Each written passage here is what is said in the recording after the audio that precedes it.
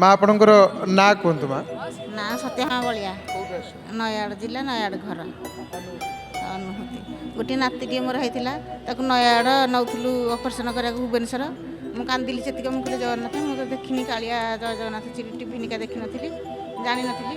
ମୁଁ କହିଲି କାଳିଆ ଯଦି ମୋ ପୁଅ ଟିକେ ଭଲ କରିଦେବ ନାତି ଟିକେ, ତାହେଲେ ମୁଁ ନେଇକି 22 ପାହାଚରେ ଗଡ଼େଇବି, ବାଳ ପକେଇବି। ଆଉ ପୁଅ ବୋହୂ ତ ଘରକୁ ଫେରୁନଥିଲେ, ତାଙ୍କୁ ବହୁତ କାନ୍ଦିଛି 3-4 ବର୍ଷ କାଳ।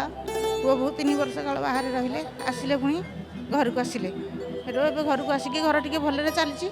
ମୁଁ ଜୟ ଜଗନ୍ନାଥ ଭଗବାନଙ୍କୁ ଏଇ ଡାକୁଛି ଆଉ। ମୁଁ ଜଗନ୍ନାଥଙ୍କୁ କେତେବେଳେ ହେଲେ ଦେଖିନଥିଲି, ଏମିତି ଜାଣିନଥିଲି। ଆଜି ବି ଭଲରେ ଦର୍ଶନ ଦେଲେ, ମୋ ପୁଅ ଟେକିକି ମୋତେ ଦେଖାଇ ଦେଲା। ବହୁତ କଷ୍ଟରେ ଆସିଥିଲୁ 2 ଜଣ ଯାକ, ବୋହୂ ଆସିଛି, ନାତି ପୁଅ ସମସ୍ତେ ଆସିଲୁ। ଆଉ ଗୋଟିଏ ପୁଅଟିଏ ତ ସେ ଉଡ଼ୁଛି ବାହାରେ, ସେମିତି ଉଡ଼ୁଛି, ତାକୁ ଭଗବାନ କେତେବେଳେ ଲଗେଇବେ। ତାର ସେମିତି କେତେବେଳେ ହେବ ଗୋଟିଏ ଆଣିକି ବଡ଼ ଦାଣ୍ଡରେ ଗଡ଼େଇକି, ଆଉ ତାକୁ ବାଳ ପକେଇବି ବୋଲି ମାନସିକ କରିଛି।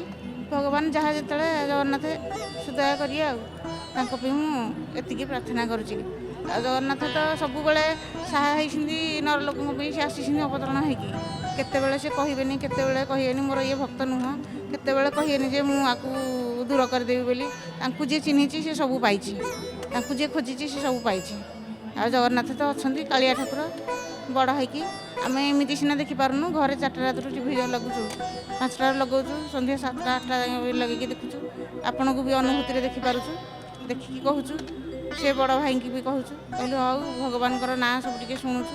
ନମିତା ମାଆକୁ ବି କୋଟି କୋଟି ପ୍ରଣାମ, ସିଏ ଗୋଟେ ଚ୍ୟାନେଲ୍ ଛାଡ଼ିଲେ, ଆମେ ଏଇଟା ଜାଣିପାରିଲୁ। କେତେ ବର୍ଷ ହେଲା ଛାଡ଼ିଥିଲେ ଆମେ ଜାଣିନଥିଲୁ, ଏବେ ବି ଦେଖିଲୁ, ବର୍ଷେ ହେଲା ଦେଖୁଛୁ। ଏତିକି ପ୍ରାର୍ଥନା ଆଉ। ଜୟ ଜଗନ୍ନାଥ, ଜୟ ଜଗନ୍ନାଥ। ବହୁତ ବହୁତ ଧନ୍ୟବାଦ। ଜୟ ଜଗନ୍ନାଥ।